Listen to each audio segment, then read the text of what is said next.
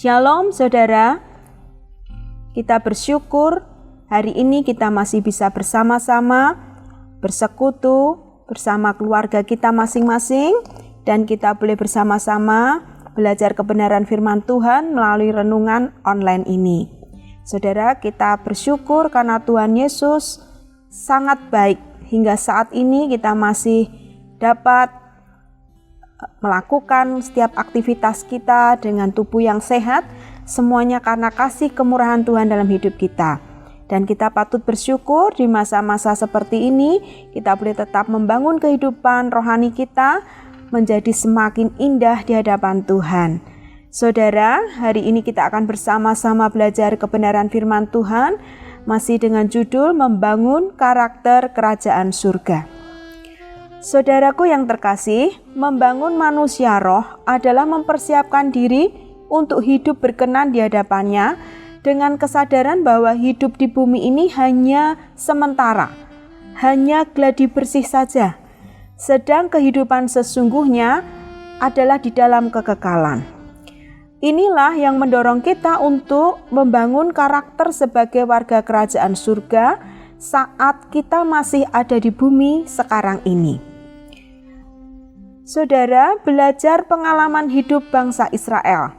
Mengapa dalam perjalanan menuju Kanaan, mereka mudah jatuh dalam dosa dan mengingkari Tuhan dengan menyembah berhala, sehingga hanya sebagian kecil saja yang bisa masuk.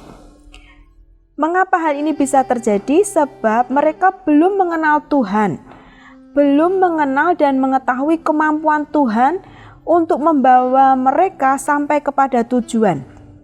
Akibatnya mereka tidak mengandalkan dan mengasihinya dengan segenap hatinya.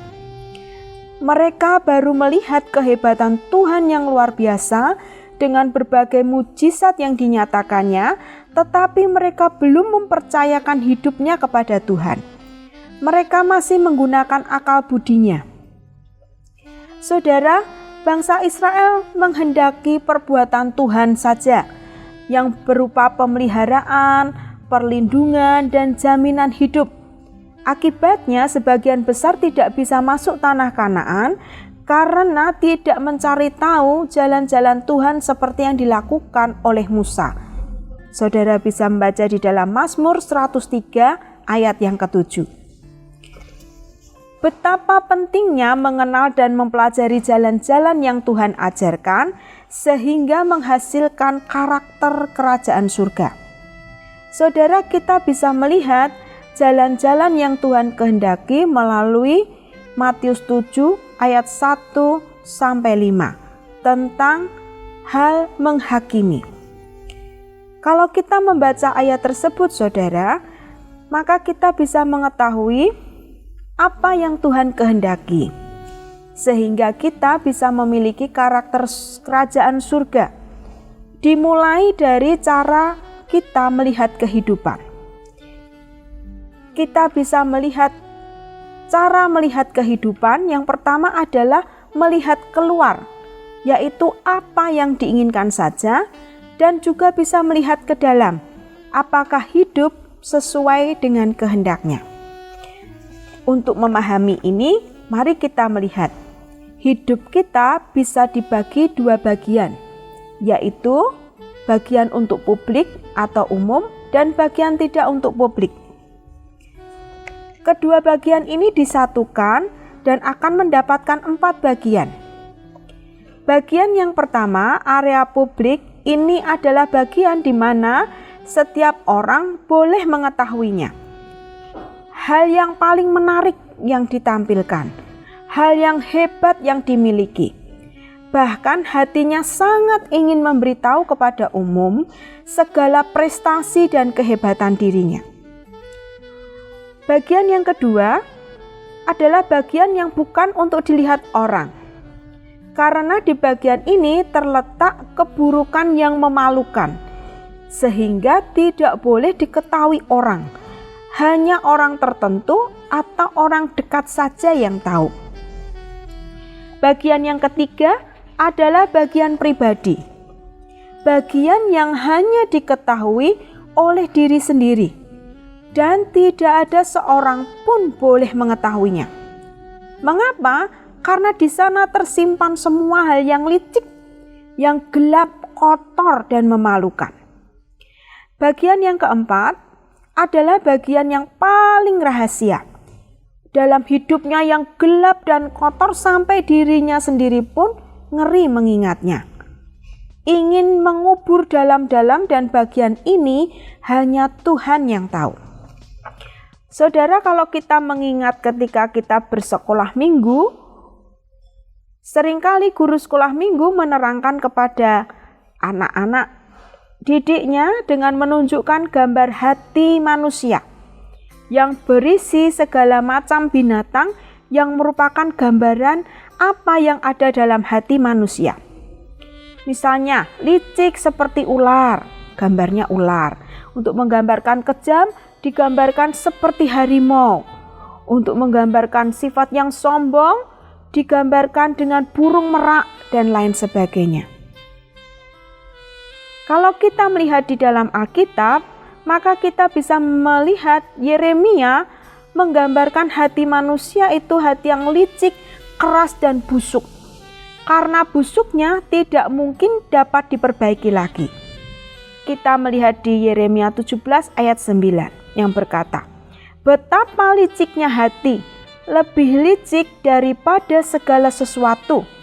Hatinya sudah membatu. Siapakah yang dapat mengetahuinya?" Nah, saudara yang terkasih, karena kondisi seperti ini, maka banyak manusia merasa tidak nyaman. Bahkan ada yang tidak bisa tidur, dan kalau tidur maunya tidak bangun saja. Lalu ada juga manusia yang minder, rendah diri, atau mencari kesalahan orang lain saja untuk menutupi kelemahan dan kekurangannya.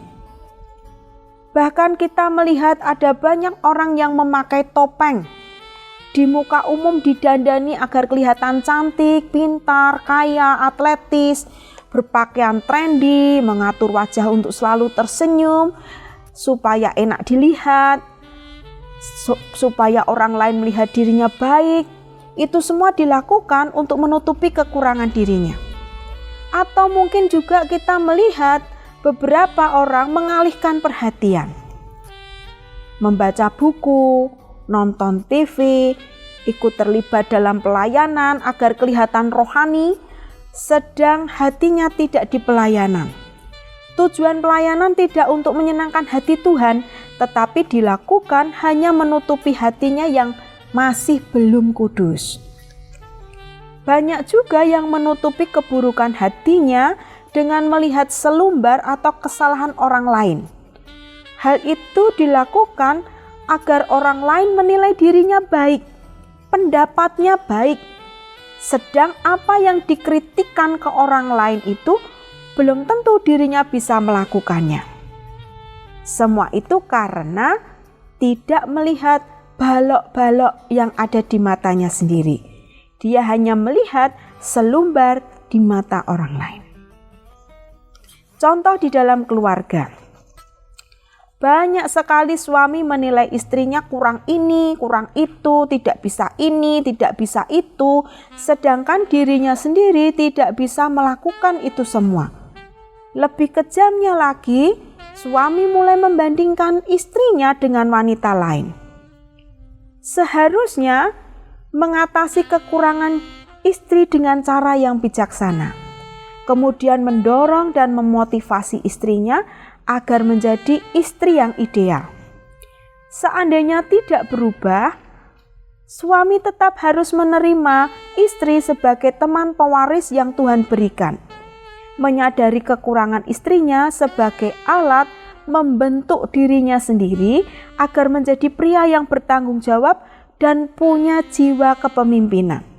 Kita bisa melihatnya di Amsal 27 ayat 17, Kolose 3 ayat 23. Suami juga harus bisa membawa dan membimbing istrinya kepada Tuhan dengan kasih, sehingga istrinya bisa menjadi istri yang ideal. Itu adalah tugas suami, tugas suami sebagai imam, raja, dan nabi di keluarganya. Saudara, sebaliknya banyak juga istri yang menilai suaminya kurang ini, kurang itu, tidak bisa ini, tidak bisa itu, dan akhirnya juga membandingkan suaminya dengan suami orang atau dengan lelaki yang lain. Saudara, sang istri seharusnya bisa menempatkan diri untuk menjadi penolong, menutupi kekurangan suaminya. Karena memang Tuhan menempatkan dirinya untuk membangun dan memotivasi suami agar menjadi pria ideal, sehingga bersama-sama dapat menaklukkan segala masalah dan persoalan di dalam keluarganya. Seorang istri tidak hanya menuntut suami saja. Ingat, saat Tuhan membentuk manusia pertama yaitu Adam, Tuhan tidak langsung mengatakan taklukkan dan kuasai seluruh bumi. Setelah ada Hawa, baru Tuhan berkata taklukkan dan berkuasalah. Dan kalau kita mempelajari dengan sungguh-sungguh firman Tuhan, maka kita sesungguhnya bisa melihat bahwa otoritas yang diberikan Tuhan kepada manusia untuk menaklukkan dan menguasai bumi dengan isinya terjadi setelah Tuhan memberkati lebih dahulu. Baru beranak cucu. Diberkati dulu, baru boleh beranak cucu. Artinya, kalau beranak cucu dulu, kemudian baru minta diberkati, maka otoritas menaklukkan dan menguasai segala permasalahan tidak diberikan. Ini menjadi pelajaran bagi kita, terutama anak-anak muda yang akan memasuki kehidupan rumah tangga. Kita harus mengutamakan diberkati Tuhan terlebih dahulu, kemudian baru beranak cucu. Bukan sebaliknya. Sebab dengan demikian maka otoritas akan diberikan ketika kita mengerjakan seperti yang Tuhan kehendaki. Kita bisa melihatnya di Kejadian 1 ayat 28. Saudara, renungan hari ini mengajarkan kepada kita untuk bisa membangun karakter kerajaan surga. Dimulai dari keluarga kita, anggota keluarga kita, sebagai seorang suami, sebagai seorang istri, sebagai anak, sebagai setiap anggota keluarga boleh melakukan bagiannya sesuai dengan apa yang Tuhan mau dalam diri kita. Belajar untuk membangun kehidupan dengan memiliki karakter kerajaan surgawi. Mari kita akhiri renungan kita pada hari ini dengan bersama-sama menaikkan pujian, Ujilah aku Tuhan. Mari kita saling mendoakan, mari kita selalu membangun karakter yang baik, melihat masalah dari dalam, introspeksi terlebih dahulu, menyadari kekurangan dan kelemahan kita, bukan hanya sekedar melihat keluar, melihat kesalahan, kekurangan orang lain. Mari kita belajar membangun diri kita terlebih dahulu. Ketika kita bisa membangun diri kita, maka kita juga akan bisa membangun orang lain, berdampak bagi orang lain. Mari kita bersama bertumbuh di dalam kehidupan kita di dalam Tuhan, sehingga kehidupan kita di dalam Tuhan boleh menjadi cerminan yang indah bahwa Tuhan Yesus Kristus mengerjakan hal-hal yang baik, mengubahkan hidup kita untuk menjadi berkat dan memuliakan nama Tuhan.